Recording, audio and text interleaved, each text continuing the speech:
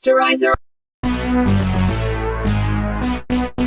Sanibona kuphathi 66 la isiqala khona kwi-prosecutor ye-interrogator uKelly embuzo ukuthi kusekhona nokunye asafuna ukukuza. Ethi uKelly, ngabe ubize igama lami? Yathi prosecutor, umzwile nje ubize igama lakho, ngifuna ngikudlalele futhi. Wathi uKelly, cha ungabusayidlala. Ithi prosecutor, kufanele vele wamuzwa mhla umgwazi. Ithi uKelly, ngishilo ukuthi angaze ngibulale muntu mina. Ithi prosecutor, awumbulalanga kodwa wawukhona endlini yakhe. Wathi uKelly, cha ngangingekho endlini yakhe. Yathi prosecutor, wakwaya endlini yakhe wavuma uKelly. Yathi waya kangaka? Wathi uKelly, angazi angibalanga. Yathi ngabe kungaphezulu noma ngaphansi ka-20? Wathi uKelly, akudlulile naku-10. Yathi prosecutor, swakwa heavy sex naye akithi? Waphika uKelly wathi cha ngaze ngi-heavy sex no-Ramsey. Yathi prosecutor, ngabe uneshow yaleyo nto? uKelly wathi sisi, kusho ukuthi ngeke ngazi uma ngike ngalala nendoda. Sister, do you think I would know if I slept with a man? Yathi prosecutor, okay, iyona-ke into wambulalela yona uRamsey. Wambulalela ukuthi akafuni uku-heavy sex nawe. uKelly wathi angikwazi ukuthi ukhuluma ngani futhi sithanda ukungicasula lento oyishoyo. Yathi prosecutor, kune-statement abasithole kumakoti ka-cousin kaRamsey othi uKelly angambulala uRamsey ngoba uKelly unolaka naye waxabana naye engamazi ngisho ukumazi, wamtshela ukuthi ugqoke into emfishane. uKelly enejelasi ecabanga ukuthi uGrace uthandana noRamsey. Wathi uKelly, ngayibona le ntombazane ngangingayazi ngisho ukuyazi nawe yayingangazi, sasingazani. Yathi prosecutor, uyamazi nje ukuthi uyiloya? Wathi uKelly, wangitshela uRamsey ukuthi uyiloya. Yathi prosecutor, uma ucabanga ngingakhuluma kanje ngawe uyiloya? Wathi uKelly, angazi. Yathi prosecutor, wazisho lezo zinto kuGrace noma cha? Wathi uKelly, yavele khona ngazisho kodwa ngangingekho ujealous. Yathi prosecutor, pho wawumlwiselana uGrace ungamazi? Wathi uKelly, angazi ukuthi kwenzakalani la futhi angiyanga endlini kaRamsey mina futhi ngangingekho kwi-bathroom yakhe. Yathi prosecutor, usuwaze ngani ukuthi lento yenzeke e-bathroom? And I've never been in this bathroom. How did you know this happened in his bathroom?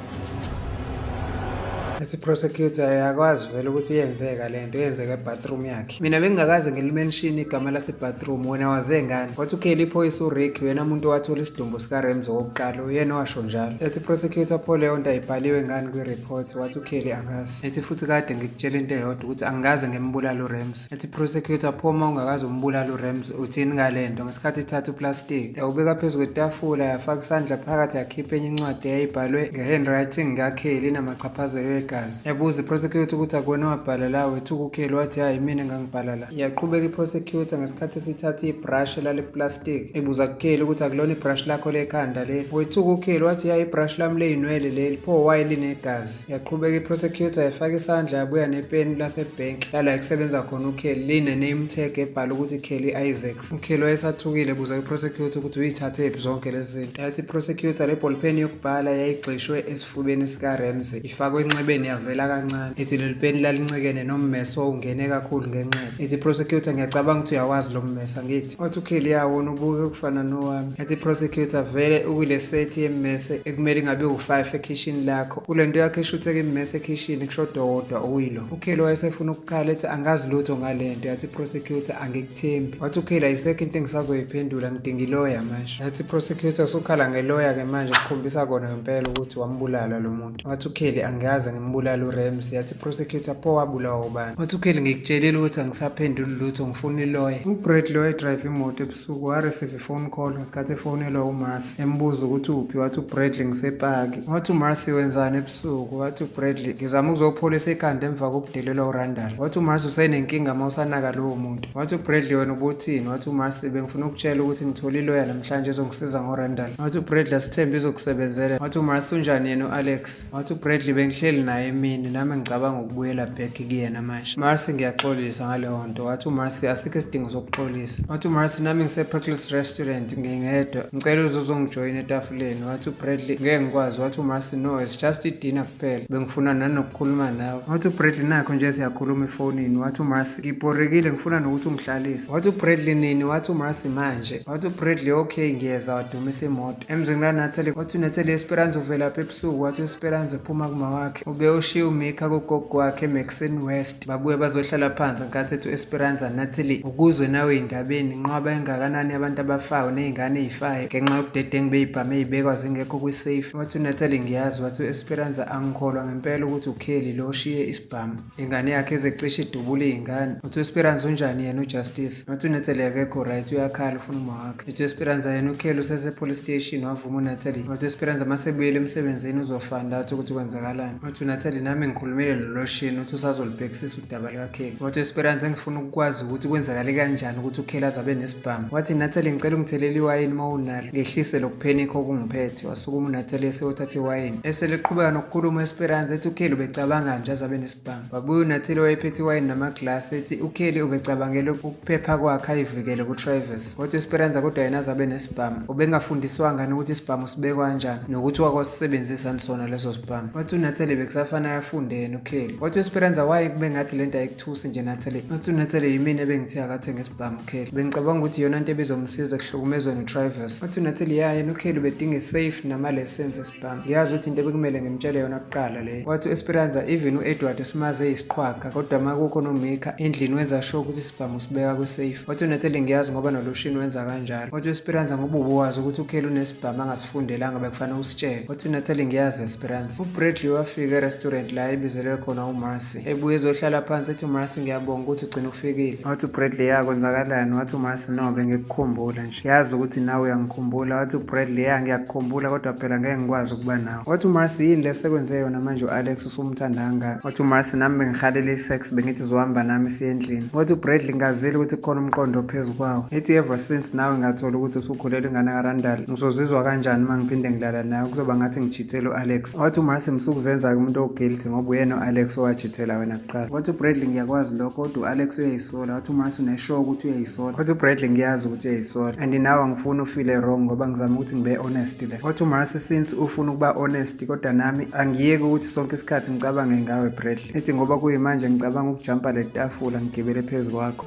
I can't stop thinking about you. Jump across this table on top of you. Ethi uMarcy ngiyazi ukuthi lento sasiyiqale kuyisex ye-revenge ebengingayazi ukuthi izogcina isisitake emqondweni wami kanje. Lokho kungiphatha kabuhlungu uma ngikubona ungishiya uya ku-Alex. Ibe ngazi ukuthi kodwa ekugcineni nishadile. Wathi uBradley nami Marcy ngifila kanjalo ngawe ukuthi ngifuna ukuthi ngenze izinto ngendlela. Wathi uMarcy kodwa ukukhombisa lokho. Wathi uBradley ukuthi no-Alex ngiyamthanda. Wathi uMarcy kusho ukuthi lento engiyicelayo ngesiyenze. Wathi uBradley ngesikwazi ukuyenza. Sengingahlala for idina nje kuphela. Wathi uMarcy ngeke ngisakuvumela uhlale for idina ngcono uhambe. Ngempela wasukuma wahamba uBradley. uEdward wayechamele endlini ekhoneni ngaphakathi interrogation room esikhathi ngena uLoshini. Wathi uLoshini awubuye lapho uzohlala phansi. Wathi uEdward ngilinde ngithintithe lento kancane elungiyeza. Come over here and sit down. All right. Shake this thing off a little bit, Luke. Be right with you. Wabuye ufuna ukuxhawula uLoshini ethi mnumzane ngingakusiza ngani. Wathi uLoshini msukufuna ungixhawula ngomchamo uhlala phansi uenjoy iphunga lomchamo wakho. uLoshini wa-on tape recorder wathi asiqale ngemoto leyo une-cocaine phakathi. Ethi noma still usahamba ngemoto eyodwa ngesikhathi uthatha imali kuma-drug dealers. Wathi uEdward manje iviso lami kufanele lizawalela kule tape recorder uqhubeke. Wathi uLoshini manje uyavuma lokho ukuthi wakwenza. Wathi uEdward manje usuyavuma ngempela ukuthi uyi-FBI Loshini. Wathi uLoshini kuhlanganapho uthi nge-FBI ibe ngigqoke i-uniform yamaphoyisa ajwayelekile. Wena Edward yazazi ukuthi waboshwa yi-FBI. Wathi uEdward ngitshele Loshini mo yi-FBI ngoba ngi-interrogator wena esikhundleni ngabe ngi-interrogator yi-FBI ibophe mina. uLoshini wavula ifayili wathi uyalibuya ifayili lakho liqumbe kanjani amacala akho wonke agcwele la. Wathi uEdward niyithatha zonke lezi zinto eziningi kanje ey'gcwele la. Wathi uLoshini sinofakazi abaningi abafakazisa ngawo even inqwaba amantombazane adayisa ngomzimba efuna ukuconfessa ngayo nama-confessions aqhamuka kwenqwaba ama-drug dealers nama-drug cartels abanye baze bathi banama-tape recorder afakazisa ngawo. Ethi uLoshini into engiyidinga kuwena nje ukukhuluma iqiniso. Wathi uEdward yazi angizizwa ngekwimudi yokukhuluma iqiniso ngizizwa ngekwimudi yokudlala enye igame. Awufuni siyidlale kancane Loshini leyo game. uLoshini wacisha leyo tape recorder wathi ku-Edward kulungile ngiyawathanda ama-games.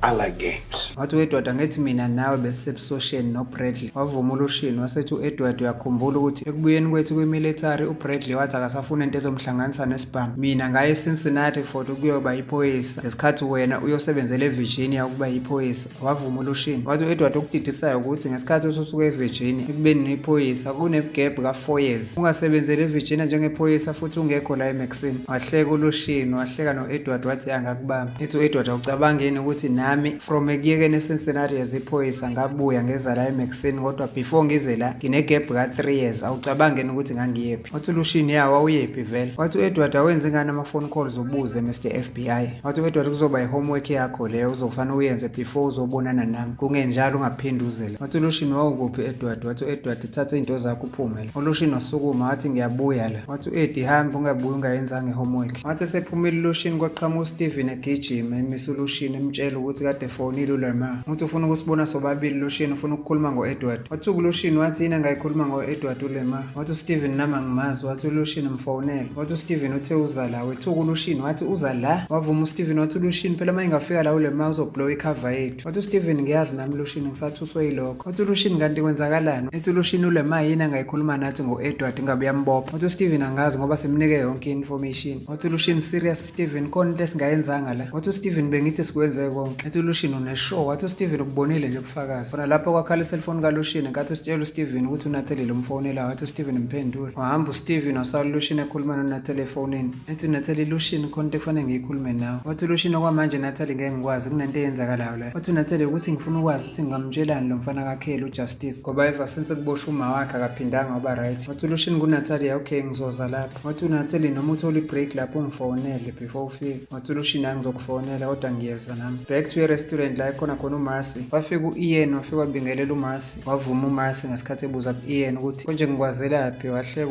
uIan wathi ya sike sahlangana emini office likaLarry. Wathi uMarcy sengiyakhumbula uthe uIan angithi. Wavuma uIan wathi ya wena uMarcy angithi. Wavuma uMarcy. Wathi uIan ngakuthengela into ephuzwayo. Wathi uMarcy cha uyabonga ngeke akwazi. uIan wabuza kuMarcy ukuthi uhlaleleni yedwa. Wathi uMarcy ubuza imibuzo eminingi kuyasho ukuthi uyilawyer. uIan wabuza kuMarcy ukuthi ngingahlala ngikujoyine. Wathi uMarcy ungahlala kodwa nami sengiyahamba. Wathi uIan bengizokucela ukuthi uhlale noma 10 minutes. Wathi uMarcy ngeke ngikwazi. Wathi uIan noma 5 minutes kuneshow ukuthi awufuni into ephuzwayo. Wathi uMarcy ngikutshelile ukuthi ngeke ngikwazi. uIan wabuza kuMarcy ukuthi wenza umsebenzi moni. Wazisho uMarcy ukuthi uyi-real estate agent. Wathi uIan kwaze waqondana kahle ngoba vele nami ngifuna umuzi odayisayo. Wathi uMarcy inhlanhla yakho usuyitholile i-estate agent. uMarcy wabuza kuIan ukuthi ufuna indle kanjani. Wathi uIan noma ngingazi okwamanje but mhlambe ngayithanda mase ngibona izindle ey'showcase wayo. Wathi uMarcy mawusuzaze ukuthi ufuna indle kanjani awuthi ngikunikeze ikhadi lami wakhipha i-business card yakho uMarcy wayinikeza uIan. Ethi uMarcy ungangifonela kule number ngizokukhombisa izindle ey'dayisayo. Wabonga uIan wathi nawe Marcy ma ufuna i-criminal lawyer ungathintana nami. uMarcy wabuza ukuthi umele ushaya umsebenzi wakhe. Wathi uIan ngu-best emsebenzini wami ukuba i-criminal lawyer. Wathi uMarcy ungangikhipha out nje ejele uma ngathiwa ngibulala umuntu. Wahleka uIan wathi ufuna ukubulala bani. Wathi uMarcy khona engicabanga ngombulala. Wahleka uIan. Wathi uIan ijoke angithi leyo. Wathi uMarcy ngiyadlala vele ngeke ngibulala umuntu. Wathi uIan even ngisho ngathiwa kuyenzeka uxhumane nami. Wathi uMarcy okay ngiyabonga Ian nami sengicabanga ukuhamba. Wathi uIan nami bese ngihamba Marcy sobuye ngikubona ngathi esukuma uIan evalelisa. uMarcy uthe esekhuluma nowaiter emtshela ukuthi ufuna ukukhokhela ibill. Wathi waiter le ndoda esukuma manje etafuleni lakho isikhokhelile. uLucian wayencenga iprosecutor ethi cela iphe noma 1 minute. uLucian watshela iprosecutor ukuthi befuna ukukhuluma about icala likaKelly Isaacs. Yathi prosecutor khuluma Lucian ufuna ukuthini. Wathi uLucian ukuthi khona lo mfana ompofu ekuthiwa uTravis Kane. Yathi prosecutor ngiyamazi uTravis ngesontweni labazali bakhe.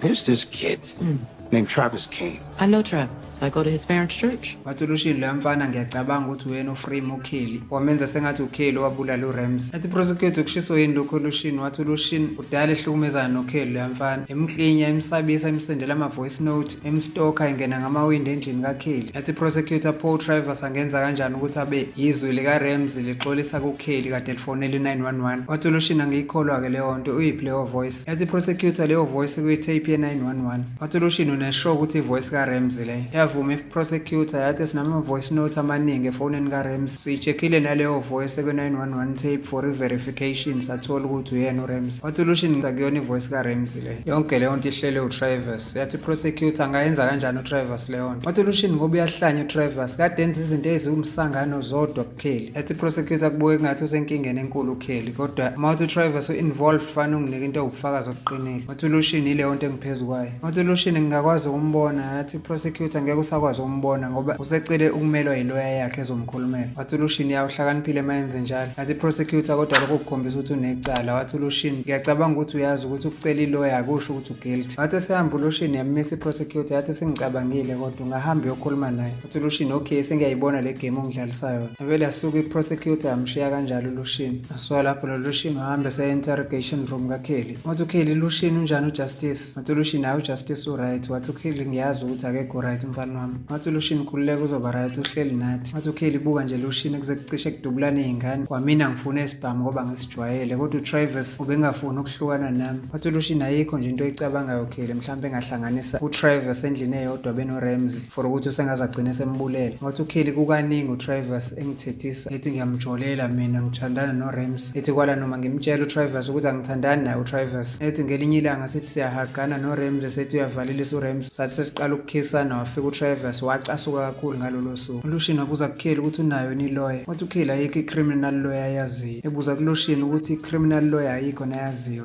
Wathi uLucian ngisazozama ukufona ngixhumana nabantu engibaziyo. Wena Kheli awukhulumi lutho awukhulumi namuntu. Wathi uKheli kodwa ngimbulalanga uRamsey. Wathi uLucian ngiyakwazi lokho Kheli. Wathi uKheli kodwa Lucian anginayo imali yokukhokhela lawyer. Wathi uLucian kanti Kheli awusebenzi nebhenki. Wathi uKheli ngiyasebenza ebhenki but ama-bank account ami wonke overdrawn nama-credit card awanalo ngisho isenti. Wathi uLucian kanti Kheli ubudedengu kangakanani nemali. Wathi uKheli akusimina Lucian uTravis. Wathi uLucian ungaba nayo into ewubufakazi baleyo Kheli. Wathi anginayo. Wathi uLucian okay Kheli ngizozama step by step ukulungisa le nkinga yakho ngibone ukuthi ngikukhipha kanjani kule nkinga. Wathi uKheli ngiyabonga kakhulu Lucian ngicela ungitshelele uJustice ukuthi ngiright. Wathi uLucian okay. U-Alex weza ukuduma kwemoto kusondela ngasendlini yakhe ngesikhathi evuka ephuma embhedeni ehambe eyobheka ngenkathi kufika imoto kaBradley izopaka. Wahamba u-Alex wawulukuze ewindini wabona ukuthi uBradley wahambe sewuphuma ngomnyango kanti uzothi uyaphuma u-Alex ispy camera kaRandall yadetect i-movement ka-Alex ngenkathi esendele uRandall i-message. Wavuka fast uRandall efuna ukuyolunguza ukuthi yini lento eshiwo ikamera yakhe. Wabona ngempela u-Alex ehambe emotweni kaBradley. Ngenkathi esengena u-Alex emotweni kaBradley uRandall wayeseyigqoka lapho eselungiselela ukuyohlupha. U-Alex esesemotweni wabuza kuBradley ukuthi ngiyakwazi ukungena ngaphakathi. Wathi uBradley bengithanda ukungena kodwa ngise-confused. Wathi u-Alex yeke ukuba confused Bradley ngicela ubuye ekhaya. Ngenkathi esekhisa uBradley babambana noBradley sebeqabulana. Ngaleso sikhathi seberomansana wayeseza uRandall eseqonde ngqo emotweni yabo. Wafika uRandall walunguza ewindini lemoto wathi uBradley unesibindi uyanyanyisa. Bathula bangamphendula bavala iwindi lemoto ngenkathi eqhubeka nokukhuluma uRandall. Ebuza kuBradley ukuthi uyangazi ukuthi sengawumunca kaningi kanjani lowo mlomo endlini yami yamathuluzi and okunye okunyanyisayo ke ubusumunca elinye ikhehla leposi elina 53 years. Nawe Bradley isibindi sakho ubuyela kulowo doti. Ngenkathi ebona uRandall ukuthi abamnakile bayaqhubeka nokuromansana wavela wakhipha ifoni wabarecord ethi le video yeni ngizoyisenda ku-social media izotrenda le video yeni qhubekani nini. Wathi uBradley ngokubona ukuthi uyabarecord uRandall wathatha ifoni yakhe uBradley wasenda ivideo yakhe uBradley ngenkathi be-heavy sex noMars endlini yamathuluzi kaRandall. Uthe esaqhuba nokukhuluma kwangena imessage efonini yakhe wathi uyayibheka wabona leyo video yocansi kaBradley noMars. Wacasuka uRandall washaya imoto ngequpha. Esacasulwe leyo video uRandall waphuma uBradley no-Alex sebeyendlini. Bafike bangena endlini wathi u-Alex usathi uRandall unesicefe uBradley wamthulisa ingathi beqhubeka nabebekwenza emotweni. Wasemzini kaNatalie wavuswa ukukhala kwefoni kodwa yayingakhali endlini yakhe ikhala ekamereni ley'ngane ngesikhathi esephuma embhedeni eyobheka. Yathula ngenkathi uJustice ekhuluma nefoni ethi okay ngisho njalo okay kulungile ngizosho njalo. Ngenkathi uNatalie esondele ebuza kuJustice ukuthi uba ukhuluma naye efonini ebusuku. uJustice wabuza kuNatalie ukuthi uzobuya nini kantuma wakhe. Wathi uJustice anti Natalie yimina engabulala uRamsey. Wadideka uNatalie ukuthi uthini manje uJustice. Wathi uJustice ngabulala uRamsey ngamgwaza ngambulalela ebathroom ibathroom yala ekhaya. I killed Ramsey. What? I killed Ramsey. What? I murdered him in the bathroom. What did you say? This bathroom. Siyayibeka lapha namhlanje ungaphuthelwa episode elandelayo upload kungekudala.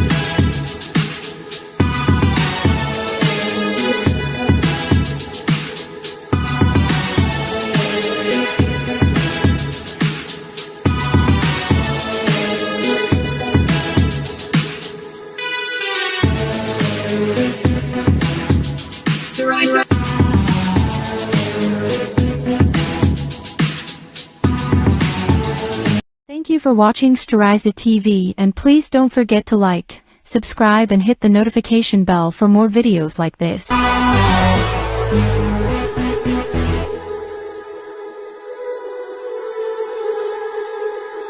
Stories of Beat.